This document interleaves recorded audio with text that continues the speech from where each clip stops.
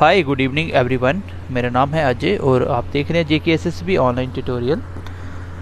आज के इस लेक्चर में हम लोग बात करेंगे सस्टेनेबल डेवलपमेंट गोल के ऊपर। बेसिकली इसको पढ़ने से पहले हम लोगों को पढ़ना होगा मिलेनियम डेवलपमेंट गोल, फिर उसी को मॉडिफाई करके हम लोगों ने सस्टेनेबल डेवलपमेंट गोल के बारे में बात की थी।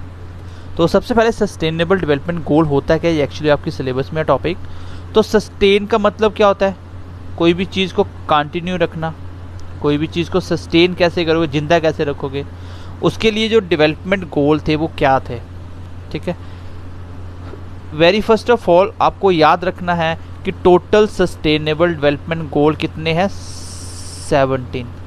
मतलब 17 गोल है। धीरे धीरे आप समझ जाओगे गोल किसकी बात हो रही है। मतलब 17 ऐसे टारगेट सेट किए गए जिसको 2030 तक पूरा करना है। ठीक है, ये आप लोग इसके बारे में डिटेल में जानोगे कि क्या क्या थे, क्या क्या पढ़ना है आपको। हर एक चीज़ बेसिकली हर एक क्वेश्चन हो जाएगा आपका, बस आपको ध्यान से पढ़ते जाना है। ठीक है, ऑफिशियली इसका नाम क्या रखा गया? ऑफिशियली इसका नाम था ट्रांसफॉर्मिंग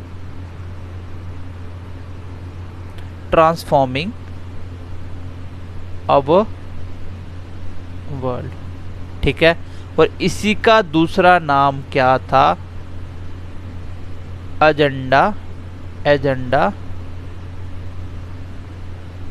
2030।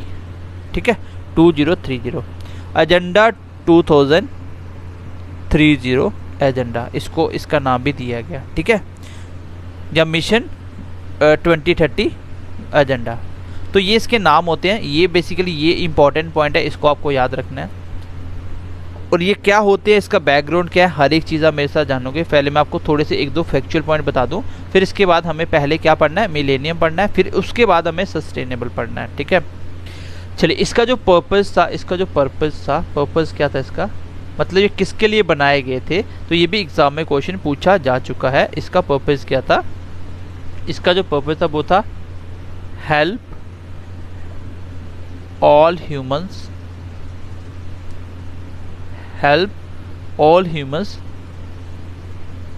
Live sustainably. ठीक है, तो ये था इसका बेसिकली पर्पस, और ये भी आपके एग्जाम में क्वेश्चन ऑलरेडी पूछा जा चुका है। ठीक है, तो क्या क्या बताया मैंने कि सस्टेनेबल डेवलपमेंट गोल कितने हैं? 17। ये तो खाली 17 के नाम याद हो जाएंगे आपको सीक्वेंस वाइज, क्योंकि क्वेश्चन देखो सिर्फ 17 गोल है, इसी से क्वेश्चन आएगा। लेकिन 17 को एक सीक्वेंस में याद रख पाना यही सबसे बड़ी बात है। ठीक है, दूसरा इसका बैकग्राउंड क्या है, कहाँ से क्वेश्चन पूछा जाएगा, प्लस हम लोग जो इसका इंडेक्स था 2020 का उसको भी डिस्कस करेंगे। ठीक है, सबसे पहले आपको याद रखना है सस्टेनेबल डेवलपमेंट गोल कितने हैं? 17 हैं। कितने हैं? 17 हैं। और इसी का दूसरा नाम है ट्रांसफॉर्मिंग अवर वर्ल्ड। और इसी का दूसरा नाम है एजेंडा 2030। और इसका मेन पर्पस क्या था? ये क्यों बनाए गए थे? इसकी ज़रूरत क्यों थी? इसका ज़रूरत थी कि help all humans life sustainably. मतलब हर एक बंदे की, ह्यूमंस की मदद करने के लिए कि वो कैसे सस्टेनेबली रह सके, मतलब जिंदा रह सके, उसको कैसे कंटिन्यू रख सके चीज़ों को। ठीक है, दूसरी चीज़ आपको ये याद रखनी है, ये किसके लिए बनाए गए थे? ये बनाए गए थे फॉर प्रेजेंट, जो आपका प्रेजेंट चल रहा उसके लिए। जो पास्ट हो गया उसकी बात नहीं की गई। एंड फ्यूचर के लिए, किसके लिए? प्रेजेंट के लिए और फ्यूचर के लिए बनाए गए। ठीक है, और अगर इसकी मैं डेफिनेशन की बात करूं, डेफिनेशन क्या है इसकी? इसके लिए जो एक कमीशन बना था, उस कमीशन का नाम था ब्रंटलैंड कमीशन। और इन लोगों ने इसको डिफाइन किया, इसको डेफिनेशन क्या दी? इसकी डेफिनेशन क्या दी? देखिए मैं बताता हूँ आपको। इन लोगों ने बोला meeting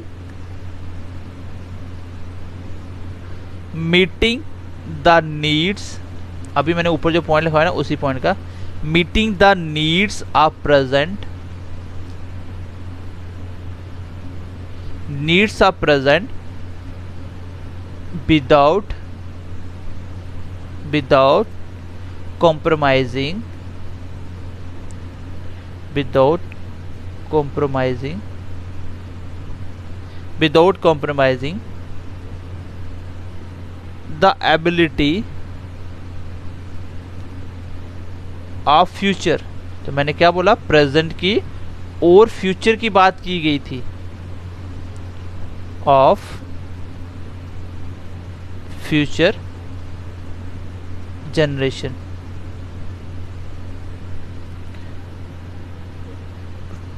to need their needs. ठीक है, चलिए मैं समझा देता हूँ इसके बारे में। इन लोगों ने जो डेफिनेशन दी, जो ब्रंटलैंड कमीशन बनाया गया था सस्टेनेबल डेवलपमेंट गोल के लिए, इन लोगों ने डेफिनेशन क्या दी, बोले कि अभी जो प्रेजेंट में हमारी नीड्स हैं उसको पूरा कीजिए, उसको हम पूरा करेंगे, लेकिन हमें कोई कॉम्प्रोमाइज़ नहीं करना है। ऐसा बिल्कुल भी नहीं करना है कि आने वाले टाइम पे, फ्यूचर पे जो आगे की जनरेशन है वो अपनी नीड पूरी नहीं कर पाए, मतलब उनकी नीड के साथ कोई कॉम्प्रोमाइज़ नहीं होगा। हमें इसको भी ध्यान पे रखना है और अपने प्रेजेंट को भी ध्यान पे रखना है। तो ये थोड़ा सा आपको मैंने बताने की कोशिश करी। यहाँ से क्वेश्चन देखिए एग्जाम में क्या क्या पूछे गए हैं, और मैं हमेशा बोलता हूँ कि जिस दिन आप लोग एक कंक्लूड करना सीख के टॉपिक को कि क्वेश्चन क्या पूछे जाएंगे और उसको आधे पेज के अंदर लिखना सीख के इंपॉर्टेंट रिवीजन के टाइम पे, तो आप उसी दिन लाइफ में सक्सेस हो जाओगे। कोई भी एग्ज़ाम आप क्रैक कर सकते हो। सबसे मेन पॉइंट यही होता है कि 10 पेजों में आपने वो 10 पॉइंट कौन से पढ़े जो एग्ज़ाम के लिए इंपॉर्टेंट थे। इन चीज़ों पे सीधी नज़र जानी चाहिए आपकी। इसमें जो क्वेश्चन पूछा जा सकता है वो ये है कि सस्टेनेबल डेवलपमेंट गोल कितने थे, 17 थे। उसका दूसरा नाम ट्रांसफॉर्मिंग अवर वर्ल्ड भी बोला गया, और उसी को बोला गया एजेंडा 2030। इसका मेन पर्पस क्या था, ये भी क्वेश्चन हो गया। ये किसके लिए था, ये फॉर प्रेजेंट एंड फ्यूचर के लिए था। क्वेश्चन ऑप्शन में देगा for past and present and future के लिए, तो ध्यान से पढ़ना प्रेजेंट और फ्यूचर के लिए, और इसकी डेफिनेशन भी यही मैंने आपको बताई है। ठीक है, अभी हम बात करेंगे environment sustainability, social sustainability, economic sustainability. ये 3 इसके मेन पॉइंट थे, ये आप आगे चल के पढ़ोगे। फिलहाल इसमें हम 2 चीज़ें पढ़ने वाले हैं। एक इसी के अंदर हम लोग सस्टेनेबल से पहले क्या था और उसके बाद क्या है, इन दोनों के बारे में पढ़ेंगे। ठीक है, सबसे पहले 2000 में ये डिसाइड किया गया, ठीक है, कि अगले 15 साल तक के लिए, 15 साल के लिए हम लोग कौन से गोल फॉलो करेंगे। उसका नाम रखा गया था MDG। अब MDG क्या था, MDG था आपका millennium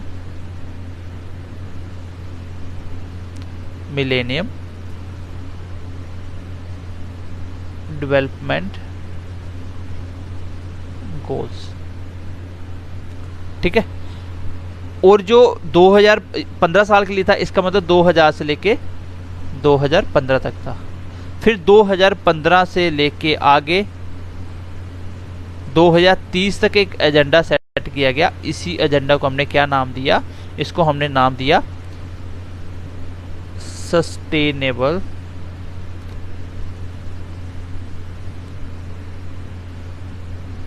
development goal, sustainable development goals. ठीक है, आपने अभी तक कहीं से भी देखा होगा, लेकिन ये सबसे आपको अच्छे तरीके से बताया जाएगा कि आपको एग्जाम में क्वेश्चन कैसे पूछे जा सकते हैं। ठीक है, इसमें बात क्या की गई, मैं इसको थोड़ा साथ साथ लिखवा देता हूँ, फिर हम लोग इसको पढ़ना स्टार्ट करेंगे। ठीक है, फिर इसको पढ़ना स्टार्ट करेंगे। अभी हम इसके बारे में पढ़ना स्टार्ट करते हैं। चलिए इसको पहले पढ़ना स्टार्ट करते हैं। अभी मैं हेडिंग लिख देता हूँ इसकी मैं शॉर्ट फॉर्म लिख रहा हूँ। ठीक है, शॉर्ट फॉर्म लिख लो आप भी, MDG।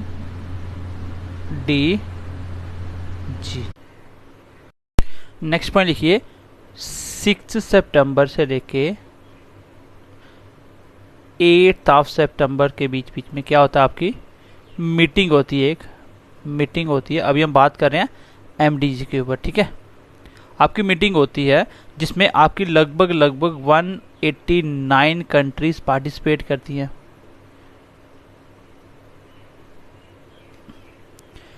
और कहाँ होती है ये मीटिंग, ये होती है आपकी न्यूयॉर्क के अंदर। कहाँ होती है, न्यूयॉर्क न्यूयॉर्क, ठीक है, न्यूयॉर्क में इसकी मीटिंग होती है। और इस मीटिंग का जो नाम था वो नाम क्या दिया गया था, मीटिंग नेम लिख लो आप, मीटिंग का नाम दिया गया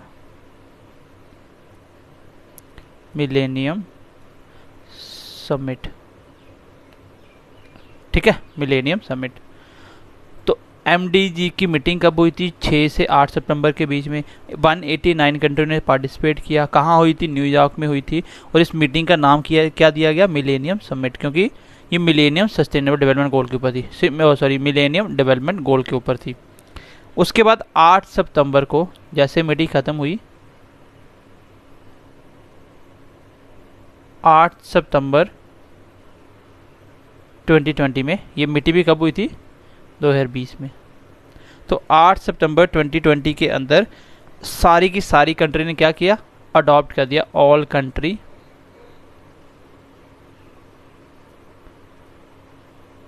adopted, all country adopted United nation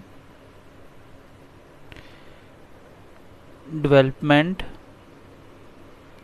चलो ऐसे लिख लो, डिक्लेरेशन, इसको मैं बता देता हूँ, डिक्लेरेशन,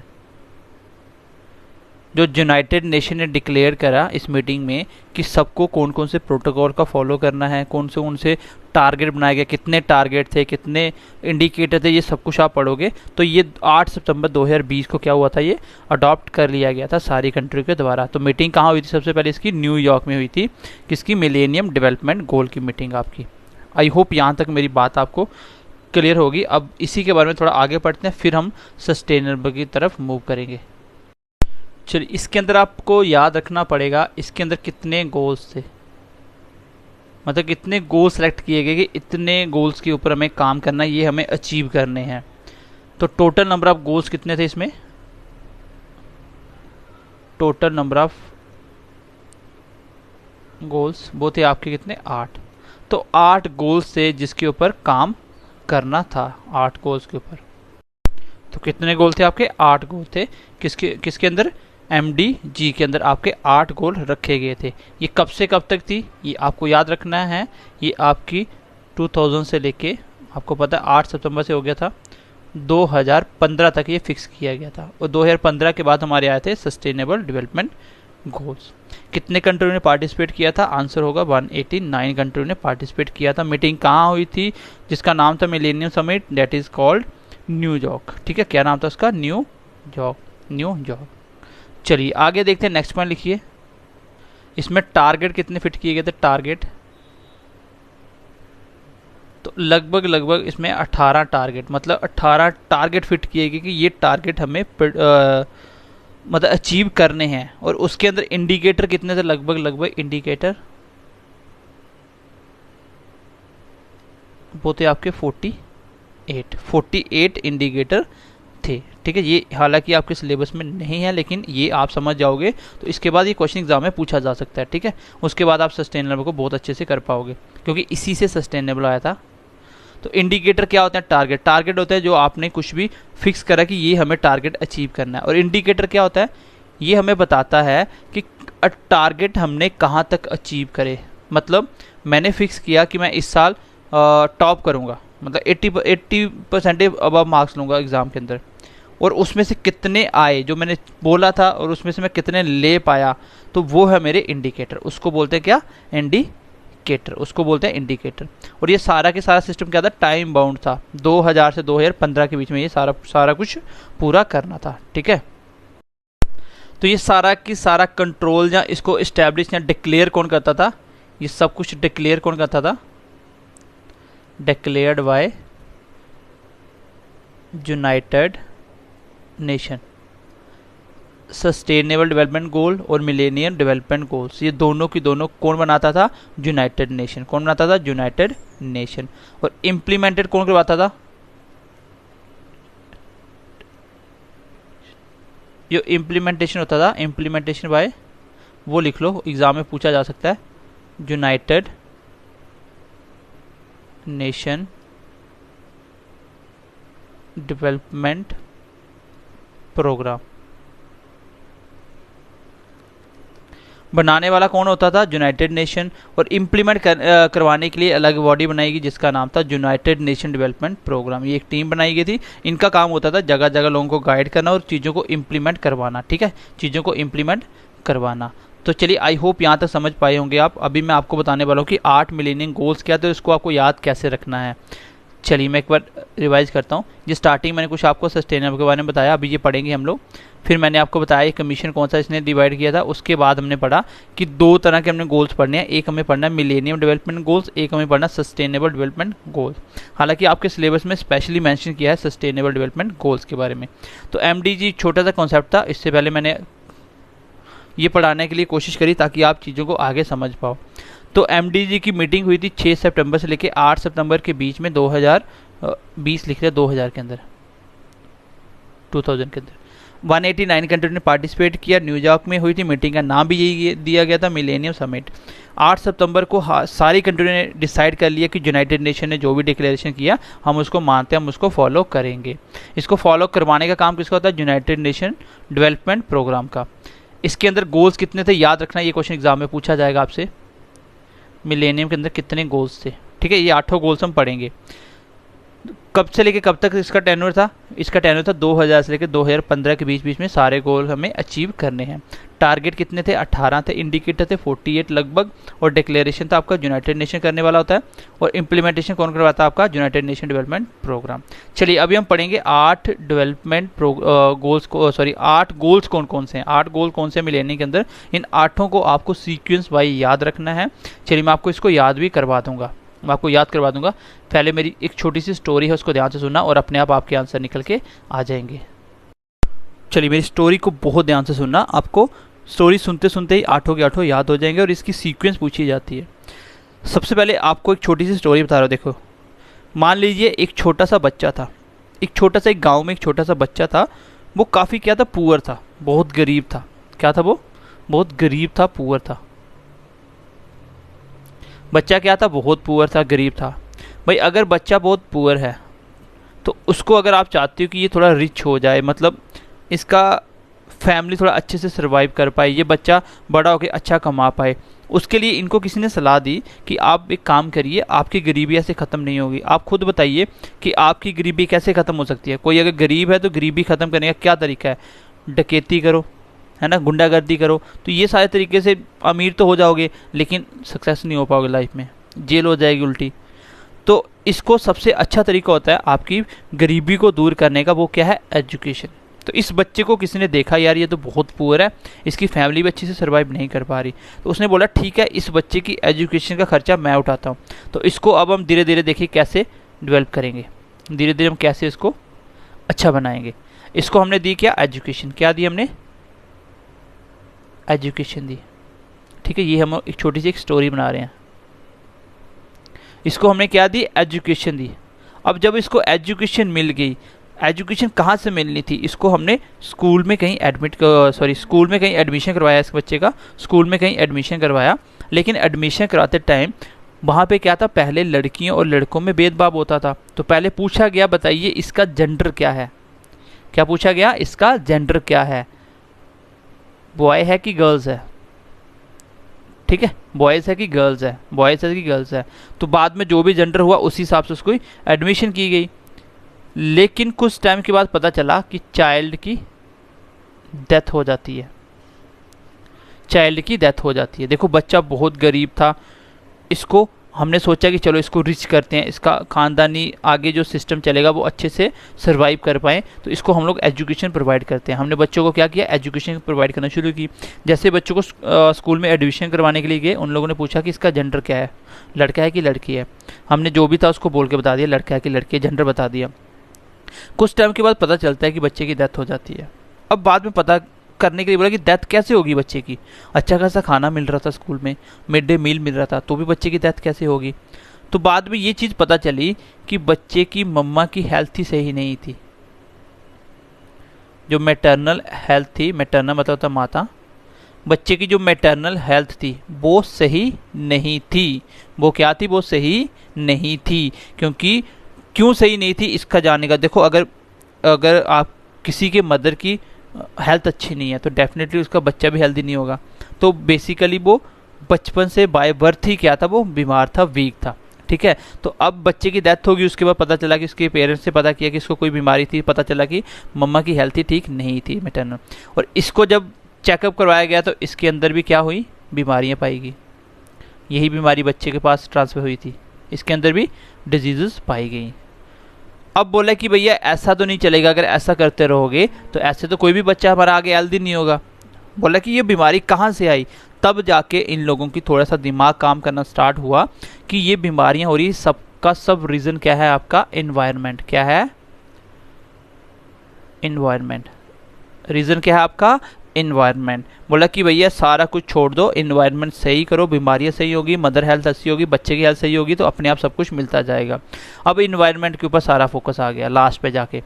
फिर जब इस एरिया का इन्वायरमेंट हमने सही कर दिया, जिस एरिया में बच्चे बीमार थे, बाद में पता चला कि अभी भी इन्वायरमेंट में फ़र्क नहीं पड़ा पूरा। क्यों, क्योंकि हमने इस एरिया का सही कर दिया, पास वाले एरिया का इन्वायरमेंट सही नहीं था, उसकी वजह से हमारा इन्वायरमेंट भी ख़राब हो रहा था। क्योंकि आपने अपने घर की सफाई कर दी, पास वाले में कचरा पड़ा हुआ है, तो बीमारी तो भी हो जाएगी। फिर बाद में पता चला भाई ऐसे काम नहीं होगा, सबको क्या करना पड़ेगा, मिलके काम करना पड़ेगा। कैसे काम करना पड़ेगा, मिलके काम करना पड़ेगा, तब जाके ये क्या होगा, ये सारा सिस्टम सही होगा। तो मेरी स्टोरी को दोबारा से एक बार सुनना। चलिए मैं एक सिनेरियो में बताता हूँ। सबसे पहले हमने क्या देखा, एक बच्चा बहुत गरीब था, एक बच्चा बहुत गरीब था। हमने सोचा इसकी ज़िंदगी हम लोग अच्छी करते हैं, सुधार देते हैं, तो हम लोगों ने उसको एजुकेशन प्रोवाइड करने की कोशिश करी। बट बाद में पता चला कि एजुकेशन के लिए वहाँ पे जेंडर, लड़के लड़की का स्कूल होते हैं, तो उन लोगों ने जेंडर पूछा। हमने जैसे ही जेंडर बता दिया, तीसरी बात बताते ही बच्चे की एडमिशन हो गई। कुछ टाइम के बाद पता चला बच्चे की क्या होगी, डेथ हो गई। जब हमें डेथ का कारण जानना चाहा तो हम लोग उसकी मदर की हेल्थ, पता चला कि मदर की हेल्थ ही सही नहीं थी। जब मदर की हेल्थ सही नहीं थी तो पता चला क्या था, उसको बीमारी थी। बीमारी का देखने की कोशिश करी, बीमारी कहाँ से होगी, तो पता चला कि सारा कुछ कुल मिला के बात है एनवायरनमेंट की। तो लास्ट में हम लोग एनवायरनमेंट तक पहुँच गए, और एनवायरनमेंट को सुधारने के लिए सबकी साथ होना जरूरी है। तो ये छोटी सी स्टोरी थी, इसके माध्यम से हम लोग अभी लिखेंगे आपके 8 सस्टेनेबल डेवलपमेंट गोल कौन कौन से थे, ठीक है। 8 sustainable, sorry, millennium development goals. तो मैंने आपको बताया था ना कि कितने गोल हैं, 8। बट मोस्ट इंपॉर्टेंटली आपको सनेरिटी वाइज याद रखने पड़ेंगे। कैसे याद रखने पड़ेंगे, इसको सनेरिटी वाइज याद रखना पड़ेगा। सबसे पहले नंबर पे लिखिए, सबसे पहले नंबर क्या था, बच्चा बहुत गरीब था, तो हमने क्या टारगेट सेट किया कि पॉवर्टी को रिड्यूस करो, गरीबी को कम करो। हमें ये सबसे एक सीख मिल गई कि हमें क्या क्या करना है। हमने बोला कि सबसे पहले क्या करो, गरीबी को हटाओ। क्या करो, गरीबी को हटाओ, गरीबी को या हंगर को, क्योंकि गरीबी है तो डेफिनेटली भूख भी होगी। फिर दूसरे नंबर हमने क्या किया था, बच्चे को, हम लोगों ने बच्चे को एजुकेशन देने का सोचा। तो दूसरे नंबर पे क्या किया, एजुकेशन को इम्प्रूव करो। क्वेश्चन एग्जाम में ये पूछा जाएगा कि इनमें से कौन सा मिलेनियम गोल्स नहीं था, इनमें से कौन सा है, तो ऐसे ऑप्शन बना सकता है। पूछेगा कि दूसरे नंबर पे कौन सा गोल टारगेट रखा था, सेट किया था, तो वो था एजुकेशन। जब बच्चे की एजुकेशन के लिए गए तो उसने क्या पूछा, जेंडर। फिर बोला कि जेंडर की इक्वलिटी लेके आओ। पहले भेदभाव बहुत होता था लड़की लड़की में, बोला कि जेंडर की इक्वलिटी लेके आओ, एजुकेशन को बढ़ाओ, पॉवर्टी और हंगर को कम करो, ठीक है। ये तो डेफिनेटली आप समझ जाओगे, ये तो कॉमन सेंस की बातें हैं। फिर बच्चा जब हमने स्कूल में डाल दिया जेंडर बता के, तो बच्चे को क्या बोला गया था, बच्चे की डेथ हो गई थी। इसका मतलब child mortality, CHIL, child mortality क्या करो, कम करो। बच्चे की जो डेथ हो रही है वो क्या करो, कम करो। पहले बच्चे क्या थे, जो आपका मिड डे मील वगैरह कहाँ से शुरू हुआ, वो इसी चीज़ों से शुरू हुआ था। क्योंकि बच्चे पहले गरीबी बहुत थी और बच्चों को अच्छा न्यूट्रिशन नहीं मिल पाता था, जिसकी वजह से बहुत सारे बच्चों की डेथ हो जाती थी सिर्फ न्यूट्रिशन की वजह से। इसलिए तो स्कूलों में मिड डे मील शुरू किया गया। तो जब बच्चे की डेथ हो जाती है तो हम कहाँ गए थे सबसे पहले, उसके पेरेंट्स के पास, उसकी मम्मा के पास। तो पता चला कि उसके मम्मा की हेल्थ भी ठीक नहीं है। मैटरनल हेल्थ को भी क्या करो, बोला गया मैटरनल हेल्थ को भी इंक्रीज करो। मैटरनल हेल्थ मतलब मैटरनल मतलब मम्मा की हेल्थ को भी इंक्रीज करो। लेकिन पता चला कि मम्मा की हेल्थ ठीक क्यों नहीं थी, उनको बीमारी थी। तो डिजीजेस से लड़ने की क्षमता बढ़ाओ,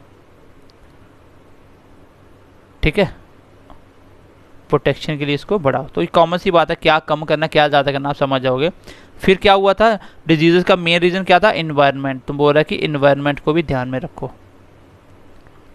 इन्वायरमेंट कंडीशन को भी कंट्रोल करो। चलिए 8वें नंबर पे क्या बात हुई, 8वें नंबर पे लास्ट पे हमने बोला कि सारे मिलके ही ख़त्म कर सकते हैं। इसका मतलब सबका मतलब ग्लोबल, सबका मतलब ग्लोबल और पार्टनरशिप मिलके, बोल रहा है कि सारी कंट्री मिलके काम करेगी तब जाके ये काम पूरा होगा। तो एक छोटी सी स्टोरी के माध्यम से हम लोगों ने 8 की 8 डेवलपमेंट गोल आपको सनेटी वाइज याद करवाने की कोशिश करी, सो एज आप चीज़ों को याद रख पाओ। देखो जब भी आप पढ़ोगे आपको सीधा बोलना है, छोटा सा बच्चा था उसको हमने एजुकेशन दी, एजुकेशन के बाद क्या हुआ, जेंडर बताया गया कि लड़का है कि लड़की है। स्कूल जाके पता चला कि लड़का लड़की भी बताना पड़ता है। फिर पता चला कि बच्चे की डेथ हो गई, फिर उसकी मम्मा के पास गए, मम्मा की हेल्थ ठीक नहीं थी, उसको क्या था, डिजीज था। डिजीज कहाँ से आई, इन्वायरमेंट से। इन्वायरमेंट कैसे सुधर सकता है, पूरी कंट्रियाँ मिलके। बस ये है आपके 8 सस्टेनेबल मिलेनियम डेवलपमेंट गोल, ठीक है, मिलेनियम डेवलपमेंट गोल। इन 8 पॉइंटों को आपको याद रखना है। और मैं थोड़ा सा पीछे चल के एक पॉइंट अब लिखवाता हूँ और एक्स्ट्रा। इसमें क्या बोला गया था, इसमें बोला गया था चीज़ों को रिड्यूस करना, चीज़ों को रिड्यूस करना मतलब जितनी भी प्रॉब्लम है उनको क्या करना, कम करना, रिड्यूस क्या करना, प्रॉब्लम को।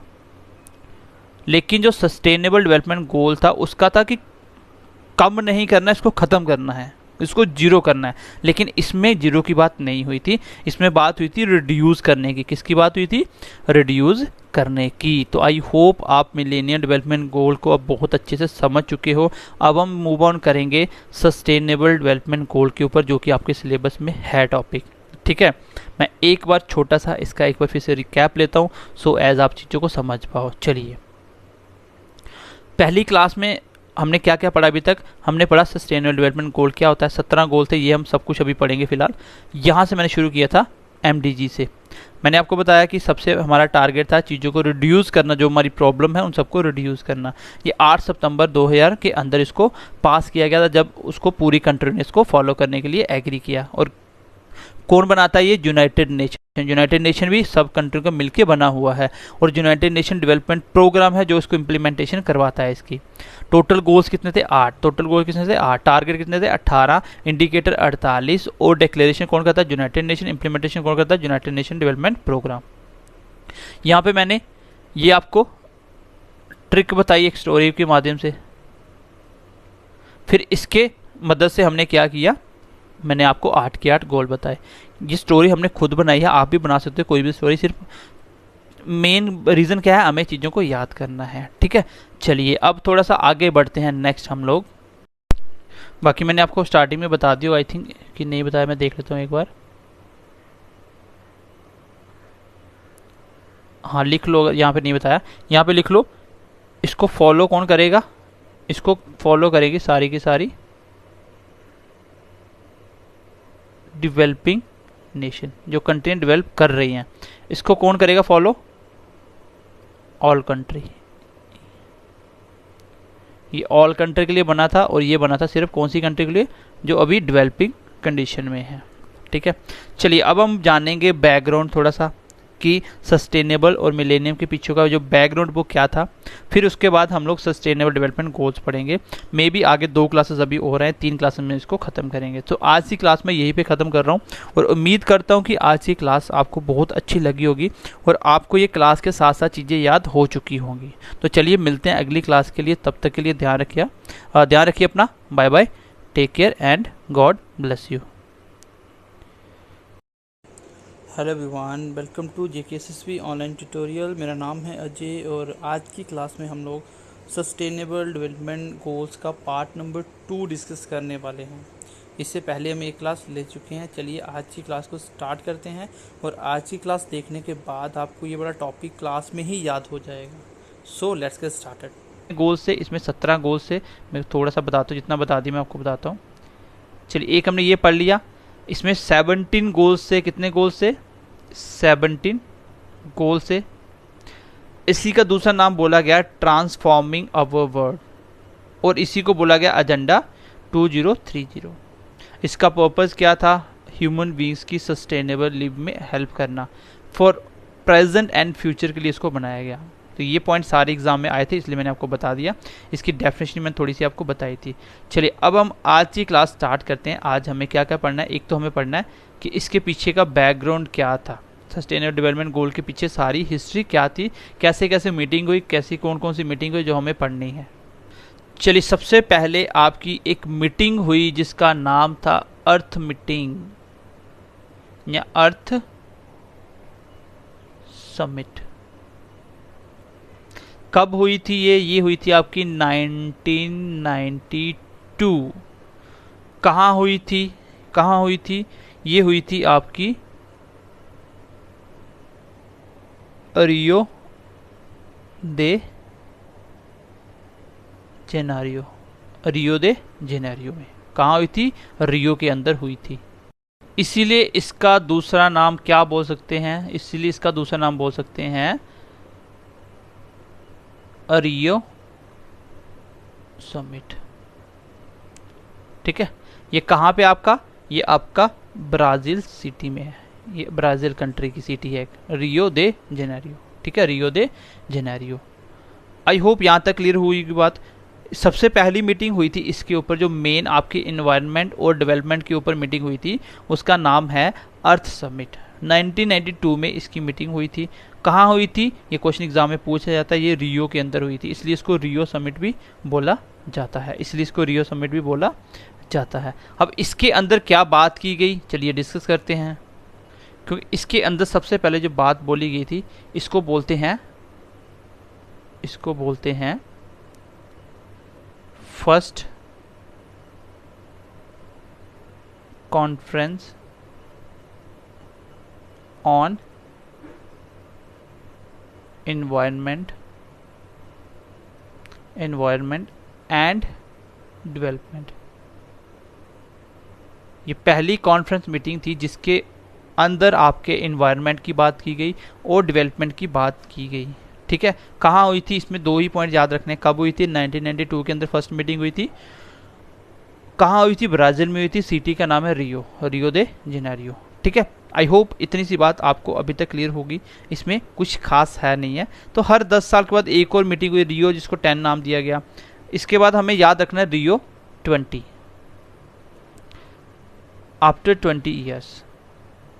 दूसरी मीटिंग के बारे में बात करेंगे। चलिए इससे पहले आप छोटा सा एक प्रोटोकॉल लिख लीजिए, काइटो प्रोटोकॉल लिख लीजिए। सबसे पहले आप लिख लीजिए 1997 के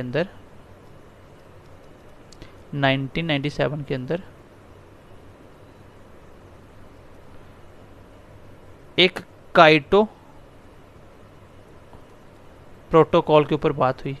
क्या था ये? अभी आप समझ जाओगे। Kyoto protocol. ये काइटो कहाँ पे है? ये आपका काइटो आपकी जापान की सिटी है। ठीक है, जापान की सिटी है। इसके जो काइटो प्रोटोकॉल का जो साइन हुआ, जिसमें एग्रीमेंट हुआ, साइन हुआ, वो कब हुआ था? वो हुआ था 11 दिसंबर 1997। ये क्वेश्चन एग्जाम में आया था, इसलिए मैं इसको डिस्कस कर रहा हूँ। काइटो प्रोटोकॉल क्या था ये आप अभी पढ़ लोगे। ठीक है, ये 11 दिसंबर 1997 के अंदर इसको साइन किया गया। और इसका जो एक्सपायर का टाइम रखा गया, कब तक था? एक्सपायरेशन कब तक थी इसकी? इसको बोला गया कि 2012 तक। इतने टाइम तक के लिए ये बोला गया कि काइटो प्रोटोकॉल यहाँ तक काम करेगा, 2012 तक। इसका देखिए काइटो प्रोटोकॉल क्या था? ये काइटो सिटी में होता है। इसका प्रोटोकॉल का मतलब था, इसका जो पर्पस था ये इंपॉर्टेंट है। क्या था ये? इसका पर्पस क्या था? रिड्यूस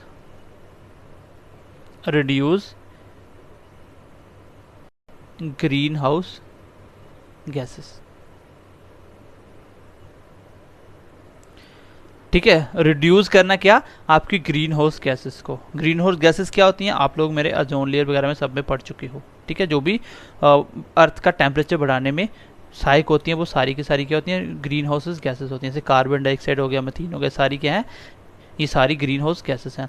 तो इसमें ये बोला गया काइटो प्रोटोकॉल में कि हमें क्या करना है? हमें ग्रीन हाउस गैसेस को रिड्यूस करना है, क्योंकि अर्थ का टेम्परेचर बढ़ता जा रहा है। चलिए अब इसके बाद हमें पढ़नी है मीटिंग। नेक्स्ट मीटिंग क्या है हमारी? नेक्स्ट मीटिंग का नाम है रियो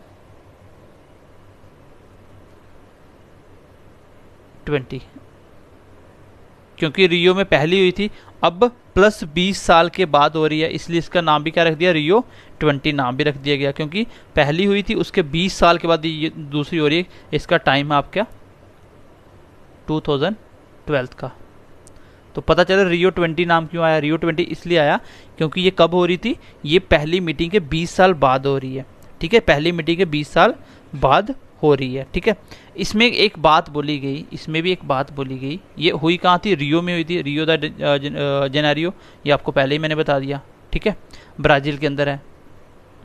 तो इसने क्या बात बोली, इसमें बोला गया कि जो आपका काइटो प्रोटोकॉल था, आपने देखा कि वो कब तक था, 2012 तक था, लेकिन यहाँ पे बोला गया टिल कंटिन्यू रहेगा, वो टिल कंटिन्यू 2020 तक ये कंटिन्यू रहेगा। लेकिन बात इसमें जो टारगेट थे वो 2012 तक सेट थे। तो इन लोगों ने बोला कि 2020 तक रहेगा, और 2020 के बाद क्या करना है इसकी बात हम कब करेंगे, 2020 के बाद क्या करना है इसकी बात हम करेंगे। What we have to do after 2020, कि हमें 2020 के बाद क्या करना है, ये डिस्कस होगा आपका इन 2015। क्योंकि 2015 में क्या हुआ था आपका, 2015 में सस्टेनेबल डेवलपमेंट गोल्स बने थे 2015 में। ठीक है, तो इसमें हम लोग 2015 में इसकी बात कर लेंगे कि 20 के बाद हमें क्या करना है। ठीक है, इसी का नाम एक और दिया गया, इसमें एक स्टेटमेंट बोली गई थी, द फ्यूचर वी वांट। एक स्टेटमेंट बोली, देखो स्टेटमेंट एग्जाम में पूछी जाती हैं, क्वेश्चन आएगा एग्जाम में, the future we want statement कौन से मीटिंग के अंदर दी गई थी, कौन सा कॉन्फ्रेंस हुआ था, तो आंसर होगा R20 के अंदर, रियो 20 के अंदर। कब हुई थी ये, 2012 में हुई थी ये मीटिंग आपकी। ठीक है, तो काइटो प्रोटोकॉल का टाइम पीरियड 2012 से 2020 तक कब किया गया, तो आंसर होगा सर 2012 में, जब आपका रियो 20 समिट हुआ था। ठीक है, आई होप यहाँ तक बात क्लियर होगी।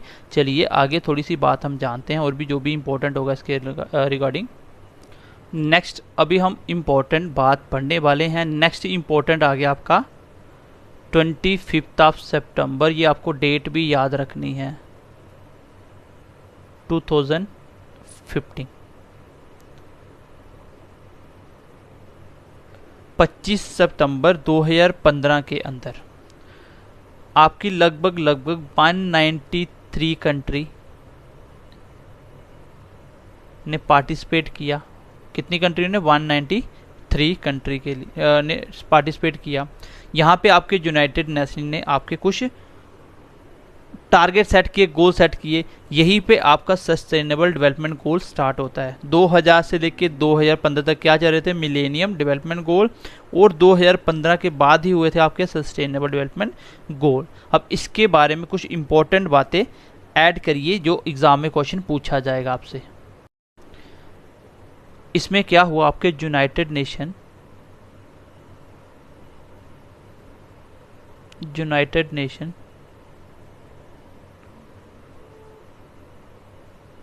जो जनरल असेंबली थी यूनाइटेड नेशन की, United nation general assembly adopted a new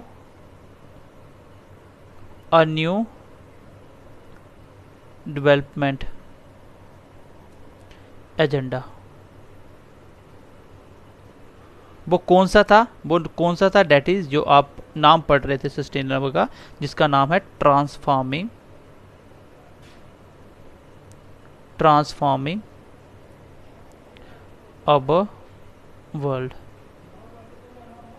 transforming our world, ये वाला एजेंडा कब की बोला गया, 2015 में। आपको पता होना चाहिए कि 2015 में ही आपका सस्टेनेबल डेवलपमेंट गोल आया था। 25 सितंबर 2015 को ये मीटिंग हुई थी जिसमें 193 कंट्री ने पार्टिसिपेट किया था। इसमें यूनाइटेड नेशन ने एक न्यू एजेंडा डेवलपमेंट का ऐड किया जिसको बोला गया ट्रांसफॉर्मिंग अवर वर्ल्ड। ट्रांसफॉर्मिंग अवर वर्ल्ड, ये भी आपका सस्टेनेबल डेवलपमेंट का दूसरा नाम है। ठीक है, उसके बाद और इसी का दूसरा नाम था, मैं यहाँ पे लिख रहा हूँ नीचे, 2030 एजेंडा। क्यों? क्योंकि आपका जो MDG था वो था 2000 से लेके 2015 तक का। अब ये हुआ यहाँ पे एंड, अब न्यू आया एजेंडा 2030। इसका मतलब ये है आपका 2015 से लेके 30 तक, और इसी का नाम है आपका sustainable development goals. Sustainable development goals कब तक हैं? 2030 तक हैं। मोस्ट इंपॉर्टेंट क्वेश्चन एग्जाम में पूछा जाएगा कि सस्टेनेबल डेवलपमेंट गोल कहाँ से लेके कहाँ तक हैं। ये जो भी बोला गया, इसमें क्या क्या बोला गया ये तो आप पढ़ोगे ही, लेकिन आपको पता होना चाहिए ये कब तक है। ये 2015 में स्टार्ट हुए और 2030 तक इसका टारगेट सेट किया। इसमें सब कुछ क्या करना है आपको? सब कुछ इसमें जीरो करना है। और आपने देखा कि 25 सितंबर 2015 में ये मीटिंग हुई थी। अब आपको ये याद रखना है कम इनटू फोर्स, कब लागू हुआ ये क्वेश्चन एग्जाम में पूछा जाएगा, कब लागू हुआ ये 1 जनवरी 2016 में। तो ये क्वेश्चन एग्जाम में आता है कि सस्टेनेबल डेवलपमेंट गोल कब से लागू हुए, तो आंसर होगा 2016 से, ना कि 2015 से।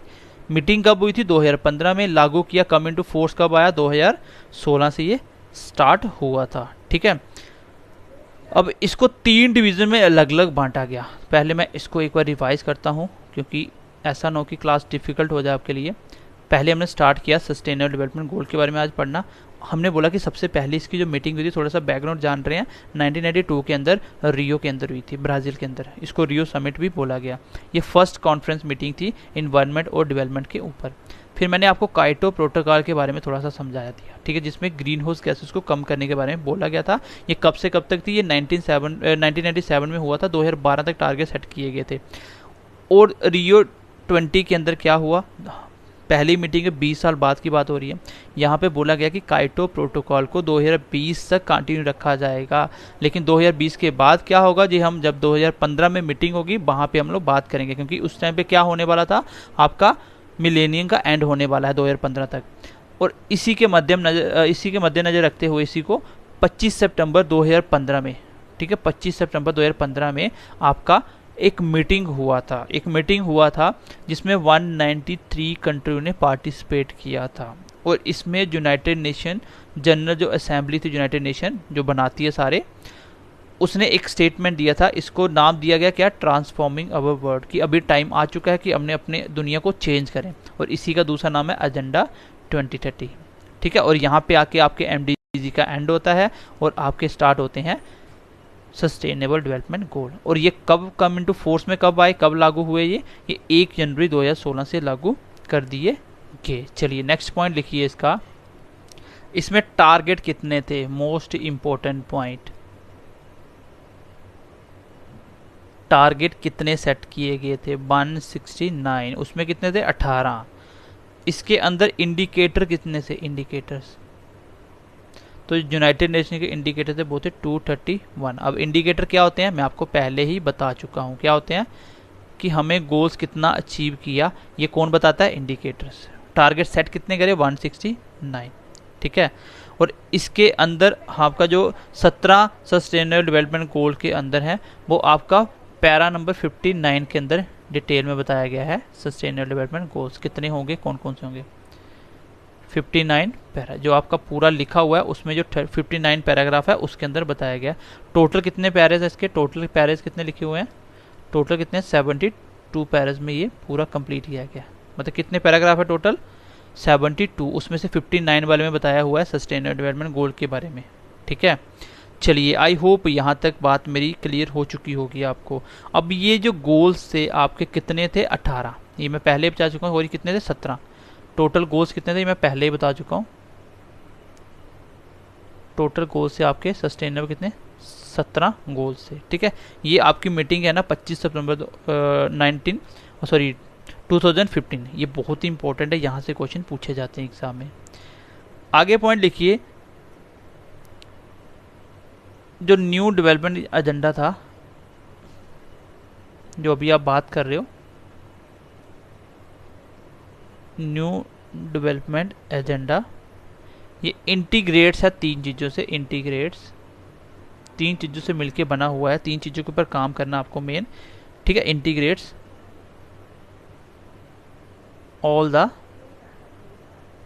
द थ्री डायमेंशन, इसने हर एक चीज़ की बात की, तीनों के तीनों डायमेंशन की बात की, मतलब कुछ भी नहीं छोड़ा।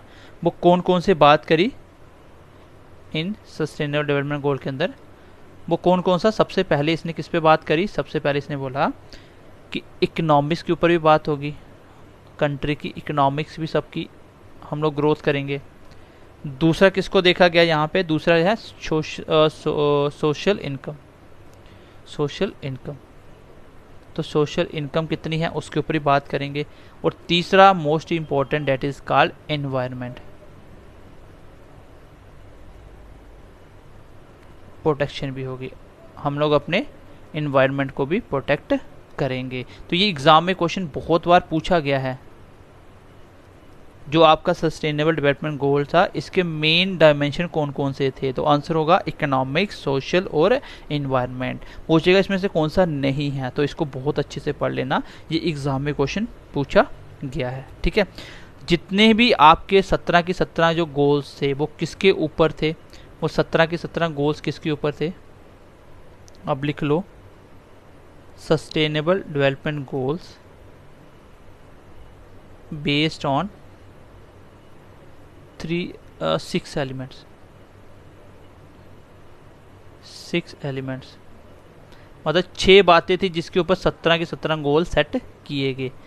तो ये 6 कौन कौन से थी, एक तो आपके 5P हैं, एक आपके पास 5P है, और एक है आपके पास 6वें नंबर पे डिग्निटी। एग्जाम में क्वेश्चन पूछा जाता है इसमें से कौन सा सस्टेनेबल डेवलपमेंट गोल का पार्ट नहीं है, तो आप लोग सिर्फ सस्टेनेबल डेवलपमेंट गोल्स पढ़ के चले जाते हो, और ये सारे के सारे गोल्स इन्हीं के ऊपर लिखे गए हैं, ठीक है। सबसे पहले 5P का मतलब क्या है, पांचों P के ऊपर नाम है। सबसे पहले P का नाम है आपका पीपल, पीपल को ध्यान में रखा जाएगा। दूसरे P का नाम है आपका, सबको पार्टनरशिप करके काम करना पड़ेगा, ठीक है, 1 2। चलिए तीसरे नंबर P का मतलब क्या है, तीसरे P का मतलब है प्लानट, हमें अपने प्लानट की मदद भी करनी है। चौथे नंबर पे P का मतलब क्या है आपका, प्रोपेंसिटी, प्रोपेंसिटी, ये इंपॉर्टेंट है, एग्जाम में पूछा गया, प्रोपेंसिटी। और 5 में P का मतलब क्या है, peace and justice, peace and justice. और 6वें नंबर आपको पता है डिग्निटी। तो ये 6 एलिमेंट थे जिसके ऊपर आपके 17 की 17 डेवलपमेंट गोल्स डिपेंड करते हैं। तो एग्जाम में क्वेश्चन पूछा जाएगा कि सस्टेनेबल डेवलपमेंट गोल 17 कब, कौन सी मीटिंग में बनाए गए, तो आंसर होगा 2015 में जो मीटिंग हुई थी 25 सितंबर को। पूछा जाएगा कब इसको लागू किया गया, सस्टेनेबल डेवलपमेंट गोल कब से लागू हुए, आंसर होगा 1 जनवरी से लेके 2015 से लेके 1 जनवरी 2015 से लेके 2030 तक इसको सेट किया गया है। ये तीनों की तीनों जो 17 के 17 सस्टेनेबल डेवलपमेंट गोल हैं, ये कितने एलिमेंट पे डिपेंड करते हैं, 6 एलिमेंट। कौन कौन से, 5P और 1 डिग्निटी। पांचों P के नाम आपको याद रखने, P से आपको पता चल गया पांचों के नाम होते हैं, ठीक है, पांचों से आपको पता चल गया पांचों के नाम क्या होते हैं। इसके अंदर टोटल कितने टारगेट थे, इसके अंदर टोटल टारगेट थे 169, इंडिकेटर 231, ये मोस्ट इंपॉर्टेंट है, ये पढ़ने पड़ेंगे आपको। और इसमें SDG की बात की थी 59 पैराग्राफ में, टोटल पैरास कितने थे, 72 थे, और टोटल गोल से 17। ये सारे के सारे क्वेश्चन एग्जाम में पूछे जा चुके हैं ऑलरेडी, ठीक है, ये सारे क्वेश्चन एग्जाम में पूछे जा चुके हैं। Okay, no let's talk about 17 sustainable development goals. तो वो SDG कितने थे, 17। इन सब 17 को हम लोग अभी लर्न करने वाले हैं, ठीक है। तो इसको भी मैं आपको एक छोटी सी स्टोरी बनाता हूँ, ठीक है, आपको सुनाता हूँ बना के, देन आपको भी स्टोरी को याद करना है, 1-2 बार लर्न करना है, रिपीट करना है, आपको अपने आप याद हो जाएगा। 17 की 17 सीक्वेंस वाइज याद होने चाहिए, इसकी सनेरिटी पता होनी चाहिए, सबसे पहले कौन आता है, दूसरे पे कौन आता है, क्योंकि एग्जाम में क्वेश्चन ऐसे ही पूछा जाता है कि बताइए 13 सस्टेनेबल डेवलपमेंट गोल कौन सा है बताइए, 14 सस्टेनेबल डेवलपमेंट गोल कौन सा है बताइए, 10th SDG कौन सा है। तो ये आपको याद रखने हैं। याद कैसे करना, देखिए आपको बीच में याद करना है 5वां और 10th नंबर और 15 नंबर, 3 ऐसे याद करने हैं। 5 से पहले वाले 10 और उसके बीच में ऐसे मतलब बना के याद करने में आपको बताता हूँ, छोटी छोटी स्टोरी बना के कोशिश करता हूँ कि आपको याद करवा पाऊँ अभी। तो सबसे पहले हम लोगों ने जो पीछे एक स्टोरी बनाई थी एक बच्चे की, तो उससे हमें काफ़ी चीज़ें सीखने को मिली कि बच्चे की डेथ हो जाती है क्यों, क्योंकि हेल्थ अच्छा नहीं था। तो उसी को ध्यान में रखते हुए हम इसकी एक और स्टोरी छोटी सी बना रहे हैं। देखिए इसमें क्या होगा, आपकी अभी पूरी दुनिया की बात हो रही है, अभी आपका ये पूरी दुनिया में हर एक कंट्रीज़ को फॉलो कर रही है, हम इसकी दुनिया के हिसाब से सोचेंगे। सबसे पहले हम क्या करेंगे, देश से एक छोटा सा बच्चा उठाया था, वो क्या था, पुअर था। अब हम इसको कैसे हम समझा रहे हैं, देखिए सबसे पहले नंबर बच्चा उठाया था वो क्या था, पुअर था। सबसे पहले हमने बच्चा उठाया था वो क्या था, पुअर था। पुअर के साथ साथ क्या था, वो हंगर था। हमने बोला कि सबसे पहला काम तो पहले गरीबी ख़त्म करके उनको खाना अच्छा खिलाओ, पहली बात। बाकी सब बाद में सोचेंगे कि क्या करना है। अब अच्छे अच्छे घर बना दो, एजुकेशन दे दो, उसका कोई मतलब है जब बंदे को बस खाने को कुछ नहीं है, गरीबी बहुत ज़्यादा है, तो कोई मतलब नहीं है। मतलब सबसे पहले पुअर से ही स्टार्ट होगा। पुअर और हंगर एक ही चीज़ थी, पहले और दूसरे नंबर पर था। हमने लास्ट स्टोरी में ये सीखा था कि हमने बच्चों को एजुकेशन देने के लिए सोच लिया, लेकिन हमने उसकी हेल्थ पे ध्यान नहीं दिया था और बच्चे की डेथ हो गई थी। इस बार हम क्या करेंगे, बच्चे को पहले हेल्थ प्रोवाइड करेंगे। क्या करेंगे, बच्चे को पहले हेल्थ प्रोवाइड करेंगे। हमने बोला कि भैया गरीबी और भूखमरी तो सबसे पहले चीज़ है, लेकिन दूसरे नंबर हेल्थ होनी चाहिए, बाकी सब कुछ बाद में। Health is wealth. तो हमने क्या सोचा इस बार, हमने सोचा बच्चे को हेल्थ प्रोवाइड करिए। ठीक है, क्या करिए, हेल्थ प्रोवाइड करिए। क्या करिए, हेल्थ प्रोवाइड करिए। अब जब हमने गुड हेल्थ तक दे दिया, सबसे बच्चा पुअर था, उसको हंगर मिटाया, उसका पुअर गरीबी दूर करी, फिर उसको हमने हेल्थ भी प्रोवाइड करा, उसकी हमें हेल्थ भी प्रोवाइड करनी है। फिर हमने इस बच्चे को समझाना स्टार्ट किया, बेटा अगर एजुकेशन हुई, एजुकेशन ये 4th नंबर पे आएगा। ठीक है, एजुकेशन पहले नंबर पे गरीबी, फिर हंगर, फिर हेल्थ, फिर एजुकेशन। सोचो अगर एजुकेशन नहीं हुई तो क्या होगा। अगर एजुकेशन नहीं हुई, भाई अगर आप पढ़े लिखे नहीं हो तो आप क्या करोगे, आप लोग क्या करोगे, आप लोग भेदभाव करोगे। क्या करोगे, भेदभाव करोगे, डिस्क्रिमिनेशन करोगे। मतलब डिस्क्रिमिनेशन मतलब लड़की लड़कों में इक्वलिटी नहीं रखते। क्या रखोगे आप लोग, जेंडर इक्वलिटी। क्या करोगे, जेंडर इक्वलिटी नहीं रखोगे। हमने समझा दिया बच्चों को कि देखिए आपकी हेल्थ भी अच्छी हो गई है, आपकी गरीबी मिट गई है, आप गरीब थे। अब आपको देखिए एजुकेशन के लिए अवेयर करना है, हमें सारी दुनिया को एजुकेशन के लिए अवेयर करना है। सोचो अगर एजुकेशन नहीं हुई तो क्या क्या होगा, अगर एजुकेशन नहीं हुई तो क्या क्या होगा। अगर एजुकेशन नहीं हुई तो लोग जेंडर इक्वलिटी नहीं ला पाएंगे। क्यों, क्योंकि लोग लड़के लड़कियों में भेदभाव करते थे। अगर लड़का हुआ तो खुशी मनाते थे, लड़की हुई तो खुशी नहीं मनाते हैं, उल्टा दुख हो जाता है उनको कि लड़की क्यों हुई। तो आपको भी पता है कि पहले लड़की के साथ कितना गलत होता था। अब जेंडर इक्वलिटी नहीं होगी तो आप क्या करोगे, लड़की होगी तो एक तो लड़की को आप खुशी से एक्सेप्ट नहीं करोगे, फिर आप क्या करोगे, लड़के को प्यार करोगे, लड़की को बिल्कुल प्यार नहीं करोगे। घर वाले क्या करोगे, आप लोग उसको बाहर पानी लेने भेज दोगे, कभी लकड़ियाँ लेने भेज रहे हो, कुछ कर रहे हो। ठीक है, मतलब आप लोग क्या कर रहे हो, उसको पानी लेने भेज दोगे, उससे घर की सफाई करवाओगे। ये आएगा आपके एग्ज़ाम में, वाटर एंड सैनिटेशन। मतलब देखो अगर एजुकेशन नहीं हुई, अगर एजुकेशन नहीं हुई तो, अगर एजुकेशन नहीं हुई तो जेंडर इक्वलिटी होगी, आप लड़की लड़कों में भेदभाव करोगे। अगर गलती से लड़की हो गई तो आप क्या करोगे, उसको घर बाहर से पानी लेने भेज दोगे, घर की सफाई करवाओगे अच्छे से, मतलब सारे झाड़ू पोछा सब लड़की से करवाओगे आप। फिर इसके बाद और क्या करोगे आप, और क्या करोगे, और आप लोग उसको क्या बोलोगे कि आपको अच्छी हम लोग एलपीजी गैस नहीं देंगे, आप बाहर से जाइए अनक्लियर एनर्जी का इस्तेमाल कीजिए। मतलब जब हम लकड़ी वगैरह यूज़ करते हैं एज अ फ्यूल, ठीक है, जब हम लकड़ी को यूज़ करते हैं ना खाना बनाने के लिए, तो ये सब किसके वजह से हो रहा है, ये सब कुछ हो रहा है एजुकेशन नहीं देने की वजह से। देखिए सबसे पहले आपके दिमाग में आएगा कि सबसे पहले हमने पुअर बच्चे को उठाना है, उसकी भूखमरी और उसकी हेल्थ दोनों चीज़ें देनी है, बाकी सारी बातें बाद में। फिर जैसे हमने तीनों चीज़ें प्रोवाइड कर दी, फिर हमने बोला कि चलिए अब हम एजुकेशन के मतलब समझाते हैं। अगर आपके पास एजुकेशन नहीं हुई तो क्या करोगे, तुम लोग जेंडर इक्वलिटी नहीं ला पाओगे, लड़की लड़कियों में फ़र्क नहीं समझ पाओगे। आप अपनी लड़कियों को क्या करोगे, बाहर काम करने भेजोगे, ठीक है, बाहर काम करने मतलब पानी लेने भेजोगे, कभी उससे घर से सफाई करवाओगे, सैनिटाइजेशन जिसको बोलते हैं सैनिटाइजेशन। फिर उसके बाद उसको बोलोगे जाओ बाहर से लकड़ियाँ लेके आओ और चूल्हे पे खाना बनाओ, मतलब अनक्लियर एनर्जी। एलपीजी गैस साफ होती है और इसमें क्या होता है, बहुत धुआं निकलता है, ठीक है। ये थे आपके, अगर एजुकेशन नहीं हुआ, चौथे नंबर पे एजुकेशन देनी थी। 5वें नंबर पे जेंडर इक्वलिटी नहीं होगी। 6वें नंबर पे पानी वगैरह उसको बाहर लेने भेज रहे हो, घर की सफाई करवा रहे हो। 7वें नंबर पे उससे चूल्हे पे खाना बनवा रहे हो। चलिए फिर हमने इस बच्चे को समझाना है। 4th नंबर पे था एजुकेशन। अगर एजुकेशन हुई तो क्या हो जाएगा बताइए, बोलेगा अगर एजुकेशन हुई तो क्या हो जाएगा। बेटा अगर तुम्हारे पास एजुकेशन हुई, हेल्थ तो तुम्हारी अच्छी है, भूखमरी तुम्हारी ख़त्म हो गई है, अब पढ़ के आपको रिच भी बनना है, तो आप क्या करोगे, आपको अच्छा काम मिलेगा, ठीक है। ऐसे लिख लो इफ़ प्रेजेंट, अगर एजुकेशन होती है तो क्या होता है, तो आपको क्या होगा, अच्छा काम मिलेगा। डेफिनेटली काम किसके बेस पे मिलता है, आपकी एजुकेशन के ऊपर। और अगर काम मिलेगा तो काम कहाँ मिलेगा, बड़ी बड़ी इंडस्ट्रीज़ के अंदर, क्योंकि पहले लोग तो फैक्ट्री में काम ही करते थे ना, तो आपको बड़ी बड़ी इंडस्ट्री में काम मिलेगा। किस में काम मिलेगा, इंडस्ट्री में। भाई अगर एजुकेशन हुई तो काम मिलेगा, काम कहाँ मिलता है आपको, इंडस्ट्री के अंदर आपको काम भी मिलेगा, ठीक है। जैसे आपको काम मिला तो आप लोग अभी सेटल हो चुके हो, आप सेटल हो चुके हो, काम मिल गया।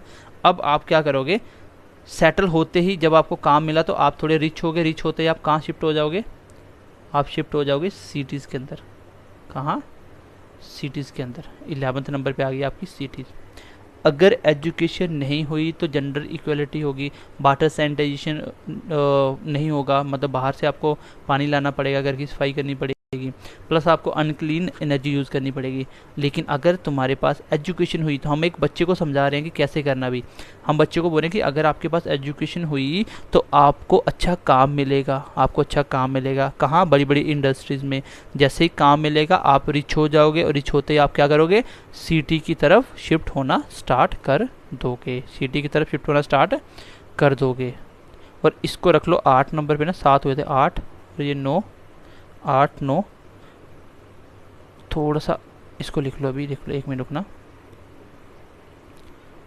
चलिए आप अगर अच्छी अच्छी इंडस्ट्री में काम करोगे तो क्या होगा, क्या होगा वहाँ पे, इनइक्वालिटी नहीं होगी। मतलब इंडस्ट्री के अंदर क्या होता है, लड़की और लड़कों दोनों को सैलरी एक जैसे मिलती है, तो इनइक्वालिटी वहाँ पे नहीं होगी, वहाँ पे इनइक्वालिटी नहीं होगी। इसके बाद सारा कुछ हो गया, आपको नौकरी मिल गई, सब सेटल हो गया सारा सिस्टम। अब आप क्या करोगे, अब आप करोगे, अब आप सेटल होते ही अब आप मूव करोगे किस साइड, सिटी की साइड। तो यहाँ से याद करना स्टार्ट करना उल्टा। आप सिटी में मूव कब किए, आपने बोला कि मैं सिटी में मूव किया, पहले मैंने काम लिया, काम लेने के बाद मैंने क्या किया, कहाँ लिया, इंडस्ट्री में लिया। इंडस्ट्री में मैंने देखा वहाँ पे इनइक्वालिटी नहीं थी, मुझे समझ आ चुका था, मेरे पास पैसा भी है, मुझे इनइक्वालिटी नहीं करनी, सबके साथ एक जैसा व्यवहार करना था, काम भी मिल गया। तीनों चीज़ें होने के बाद अब आप शिफ्ट करोगे किस साइड, सिटी की साइड। तो ये 3-4 पॉइंट एक साथ याद रखोगे आप, 4 पॉइंट, पहले 3 आपको पता है और बीच वाले 3 मैंने फिर बताया कैसे। एजुकेशन नहीं हुई तो क्या होगा, आपका जेंडर इक्वालिटी नहीं होगी, वाटर सैनिटाइजेशन नहीं होगा, अनक्लीन एनर्जी मिले। 3 ये याद रखे, चौथे नंबर एजुकेशन था, फिर आगे एजुकेशन को पकड़ा और 4 आपने 3 अलग से याद किया, ठीक है। चलिए 11 तक हो चुके हैं आपके याद। अब हम बढ़ते हैं नेक्स्ट, क्या होगा फिर इसके बाद की कहानी यहाँ से स्टार्ट करें। अब आप सिटी शिफ्ट हो चुके हो, सिटी की बात की कहानी यहाँ से स्टार्ट करनी है। सिटी के लोग पढ़े लिखे होते हैं, क्या होते हैं, वो एजुकेटेड होते हैं और एजुकेशन आपको मिल चुकी है, इसलिए आप क्या हो गया, अभी आप रिस्पॉन्सिबल हो, क्या हो, रिस्पॉन्सिबल हो चुके हो, अभी आपकी रिस्पॉन्सिबिलिटी बन चुकी है। भाई सिटी में शिफ्ट होते ही सिटी के लोग पढ़े लिखे होते हैं और वो रिस्पॉन्सिबल होते हैं किसके प्रति, उनको पता है कि सिटी में पोल्यूशन बहुत होता है, इसलिए वो इन्वायरमेंट को क्या करते हैं, क्लीन रखते हैं। इन्वायरमेंट की जगह वर्ड लिखो क्लाइमेट, क्लाइमेट को क्लीन रखने की कोशिश करते हैं, इन्वायरमेंट के अंदर ही आता है, क्योंकि उनको पता है कि पोल्यूशन बहुत ज़्यादा है। सिटी में शिफ्ट होते ही आपको पता चला कि हमारी कुछ रिस्पॉन्सिबिलिटी हैं, क्यों, क्योंकि सिटी के लोग पढ़े लिखे होते हैं और वो रिस्पॉन्सिबल होते हैं। सबसे बड़ा दुख होता है कि वहाँ का क्लाइमेट बहुत ख़राब होता है, सिटी में गर्मी बहुत होती है, कभी सर्दी बहुत होती है। उसके बाद क्लाइमेट का भी ध्यान रखते हैं, क्योंकि रिस्पॉन्सिबल तो होते हैं किसके लिए, एक क्लाइमेट के लिए, दूसरा ब्लो वाटर के लिए। अब यहाँ से क्वेश्चन क्यों आता है मैं आपको समझाता हूँ। ब्लो वाटर का मतलब एक्वेटिक लाइफ होती है ना, जैसे आपकी फिश वगैरह होगी, तो एग्ज़ाम में क्वेश्चन आएगा एक्वेटिक लाइफ के बारे में किस गोल्स के अंदर डिसाइड किया गया, तो आंसर होगा 14th के अंदर। आपको याद कैसे रखना है, 11th नंबर पे सिटी पे शिफ्ट होने के बाद की बातें एक साथ याद रखेंगे कि सिटी के लोगों की रिस्पॉन्सिबिलिटी होती है, कौन कौन सी होती है। सिटी के लोगों की रिस्पॉन्सिबिलिटी होती है क्लाइमेट को साफ रखना, और अपना क्लाइमेट के साथ साथ उन लोगों को क्या करना है, क्योंकि घर पे उन लोगों ने क्या बनाया होता है, सिटी के लोगों ने घर पे एक्वेरियम वगैरह बनाया था छोटे छोटे, जहाँ पे उसने फिश वगैरह रखी जाती है। तो उसने बोला कि पानी के नीचे और ऊपर, पानी के नीचे और उसके साथ साथ किसमें, अबव वाटर, पानी के ऊपर, पानी के नीचे, पानी के ऊपर, जिसको बोलते हैं लैंड, दोनों का ध्यान रखा जाता है। भाई सिटी के लोग रिस्पॉन्सिबल हैं किसके लिए, क्लाइमेट साफ रखते हैं, प्लस वो पानी के नीचे, पानी के ऊपर, पानी के नीचे, पानी के ऊपर, दोनों चीज़ों का ध्यान रखते हैं। बहुत ध्यान से पढ़ना, पहले पानी के नीचे फिर ऊपर। पहले वो क्या करते हैं, अपने अंदर एक्वेरियम छोटी मोटी फिश रखते हैं, और फिर उसके बाद बाहर अपनी पार्क बनाते हैं, क्योंकि फ़िश रखने के लिए जगह कम चाहिए, तो पहले आप फ़िश रखोगे फिर आप बाहर पार्क बनाओगे। तो यहाँ तक आपको 3 एक साथ याद रखने हैं, कौन कौन से, कि सिटी में शिफ्ट होने के बाद 11 नंबर तक खत्म हो गया था। 12वें नंबर पे आप रिस्पॉन्सिबल हो किसके लिए, आपको क्लाइमेट भी देखना है, पानी के नीचे की ज़िंदगी भी देखनी है, और ऊपर वाली भी देखनी है। 3 चीज़ें आपकी रिस्पॉन्सिबिलिटी है, टोटल बन के 4। 12वें नंबर रिस्पॉन्सिबिलिटी, 13वें नंबर आपको क्लाइमेट देखना है, 14वें नंबर पानी के नीचे, 15वें नंबर पानी के ऊपर। अब आपके सारे काम खत्म, ज़िंदगी होगी आपकी सफल। अब आपको चाहिए क्या, अब आपको चाहिए बस शांति। क्या चाहिए, शांति, और उसके बाद अपने पार्टनर के साथ खुश रहना बस। क्योंकि लाइफ, आपने दुनिया को बहुत कुछ दे दिया, क्या क्या दे दिया। मैं एक बार स्टोरी को स्टार्टिंग से रिपीट करता हूँ, फिर आपकी क्लास को ख़त्म करता हूँ। नेक्स्ट क्लास में हम बचा हुआ इसका पोर्शन ख़त्म करेंगे। सिर्फ मैं यही बता रहा स्टोरी। चलो, हम लोगों ने SDG 17 गोल्स याद करने थे, वो भी सैनिटी वाइज, बिना देखिए सुनिए जी। सबसे पहले नंबर पे, सबसे पहले गरीब बच्चा था, उसकी हेल्थ और पुअर, गरीब बच्चा था पुअर, उसकी हेल्थ और हंगर। पहले नंबर हंगर, दूसरे नंबर हेल्थ।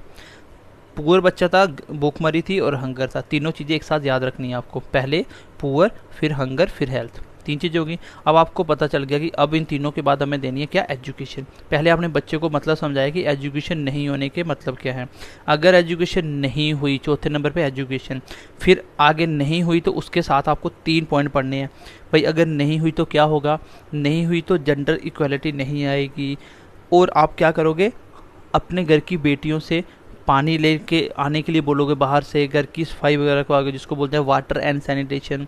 फिर क्या करोगे, आप उसको गंदी एनर्जी दोगे, कौन सी, कि आप भाई चूल्हे पे खाना बनाइए, आपको LPG गैस नहीं मिलेगी। ये किसकी वजह से हो रहा है, एजुकेशन नहीं होने की वजह से। तो आपको एजुकेशन से लेके 3 पॉइंट याद रखे, नहीं हुआ तो क्या होगा, तीनों याद होगे। फिर अगर एजुकेशन हुई तो फिर क्या होगा, फिर याद करते हैं। चौथे नंबर एजुकेशन, मैंने सिर्फ हिंट लिया कि एजुकेशन होने से क्या होगा। एजुकेशन हुई तो आपको काम मिलेगा, कहाँ मिलेगा, इंडस्ट्री में। इंडस्ट्री में क्या होता है, वहाँ पे इनइक्वालिटी नहीं होती। 3 चीज़ें, और जब ये सब कुछ हो गया, चौथे नंबर आप क्या हुआ, सिटी के साइड शिफ्ट हो चुके हो, क्योंकि अब आपके पास पैसा आ चुका है, आपको काम मिल चुका है। इंडस्ट्री में वहाँ इनइक्वालिटी नहीं थी, इसलिए आप अभी पैसे से शिफ्ट हो चुके हो सिटी में। तो 11वां नंबर। 12वें नंबर में आपने देखा कि सिटी में शिफ्ट होते ही आपकी रिस्पॉन्सिबिलिटी बनती है, कौन कौन सी, क्लाइमेट की, below water, above the water, ठीक है। रिस्पॉन्सिबिलिटी 12 नंबर पे, क्लाइमेट 13 नंबर पे, बिलो वाटर 14 नंबर पे, अबव वाटर 15 नंबर पे, लैंड के ऊपर, ठीक है। फिर सब कुछ खत्म करने के बाद आपको चाहिए पीस, और लास्ट पे आपकी शादी हो जाती है, आपको मिल गया पार्टनर। पी से मैंने पुअर से स्टार्ट किया था, पार्टनर से मैंने एंड कर दिया। ये है आपके 17 सस्टेनेबल डेवलपमेंट गोल, आपको सैनिटी वाइज याद करने पड़ेंगे। आई होप अभी आपको याद हो भी चुका होगा, अगर आप मेरी स्टोरी को ध्यान से सुना होगा। बाकी इसके जो बचे हुए पॉइंट्स हैं वो अगली क्लास में हम ख़त्म करेंगे। प्लस आपको इसका 2020 का इंडेक्स भी पढ़ाना है, जहाँ से लास्ट ईयर भी 2 क्वेश्चन आए थे आपके पंचायत अकाउंट असिस्टेंट में, ठीक है। तो चलिए मिलते हैं अगली क्लास में, तब तक के लिए ध्यान रखिए अपना। Bye bye, take care and God bless you. Hello, good evening guys, this is Ajay and now you're watching JKSSP online tutorial. आज हम लोग सस्टेनेबल डेवलपमेंट गोल के ऊपर जो रिपोर्ट आती है, एक तो यूनाइटेड नेशन पब्लिश करता है और एक रिपोर्ट जो आपका नीति आयोग करता है। ठीक है, नीति आयोग ने अभी तक सेकंड एडिशन दे दिया है, जो 2019-20 का इंडेक्स था। अभी नेक्स्ट अभी आया नहीं है 2021 का, जैसे आएगा तो वो भी आपको बता देंगे। फिलहाल के लिए हमें यहाँ से देखना है सबसे पहले जो सस्टेनेबल डेवलपमेंट रिपोर्ट 2020 की है। ठीक है, तो वो बेसिकली इस बार काफ़ी ज़्यादा इफ़ेक्ट हुई थी कोविड-19 के चलते। ठीक है, और इसके साथ साथ आपको इसमें याद क्या क्या रखना, देखो मैं बताता हूँ। सबसे पहले आपको याद रखना है कि इसको यूनाइटेड नेशन पब्लिश करता है। दूसरी चीज़ कि इसमें इंडिया का रैंक कितना आया, मोस्ट इम्पोर्टेंट, इंडिया का रैंक है 117। पिछली बार 115 था, लेकिन इस बार 117 रैंक है। ठीक है, और स्कोर कितना इंडिया का 61.92, और पिछली बार था 61.1। इवन कि स्कोर में थोड़ा इम्प्रूव हुआ था, बट एज़ कम्पेयर टू दूसरी कंट्री के साथ अगर करें तो उसमें इंडिया थोड़ा सा पीछे रह गया, जिसमें 2 रैंक इंडिया का रैंक डाउन हो गया। ठीक है, अब इसमें से क्या हुआ कि बताया गया है कि 17 में से इस बार कोविड के चलते 10 के ऊपर तो बहुत ज़्यादा इफेक्ट पड़ा है। उसमें से जो 17 डेवलपमेंट गोल थे उनमें से 10 के ऊपर तो नेगेटिव इम्पैक्ट पड़ गया। ठीक है, देखिए ये ना, इसको बहुत ज़्यादा चैलेंज फेस करना पड़ा। जैसे आपको पता है भूखमरी बहुत हो गई थी कोविड-19 चलते, हेल्थ ख़राब हो, हेल्थ पे काफ़ी सारा इफेक्ट आया। ठीक है, बाकी गरीबी पे इफेक्ट आया बहुत ज़्यादा, पुअर पे, हंगर वगैरह बता ही दिया। ठीक है, तो ये कुछ आपको याद रखना है। यहाँ पे ज़्यादा कुछ नहीं पढ़ना होता, क्योंकि ज़्यादा इंडेक्स पढ़ोगे तो एग्ज़ाम में क्वेश्चन नहीं बना पाओगे। सिर्फ आपको ये याद रखना है कि जो रिपोर्ट आई थी उसके अंदर इंडिया का रैंक कितना, 117 रैंक है। स्कोर पूछ सकता है अगर अच्छा क्वेश्चन पूछेगा तो। ठीक है, बाकी कितनों के ऊपर इस बार ज़्यादा चैलेंज फेस करना पड़ा, टोटल 17 में से 10 के ऊपर। उसके बाद टोटल 193 कंट्री हैं जिसका इंडेक्स निकाला गया, उसमें से 166 को रैंक दिए गए, 166 को रैंक दिया गया। ठीक है, 193 कंट्री के अंदर। आगे देखते हैं नेक्स्ट गाइस। देखिए इसमें मैं आपको थोड़ा इंडेक्स बता देता हूँ। देखिए ये आपको याद करना है कि इंडिया का रैंक है 117 एंड टॉप किसने किया है, तो स्वीडन ने टॉप किया है, और डेनमार्क सेकंड पे है और फिनलैंड थर्ड पे है। तो आपको टॉप की कंट्री तो पता होनी चाहिए कि सस्टेनेबल डेवलपमेंट गोल के अंदर पहला रैंक कौन सी कंट्री ने प्राप्त किया है, दैट इज़ कॉल्ड स्वीडन। और स्वीडन का स्कोर कितना, 84.72 आउट ऑफ 100।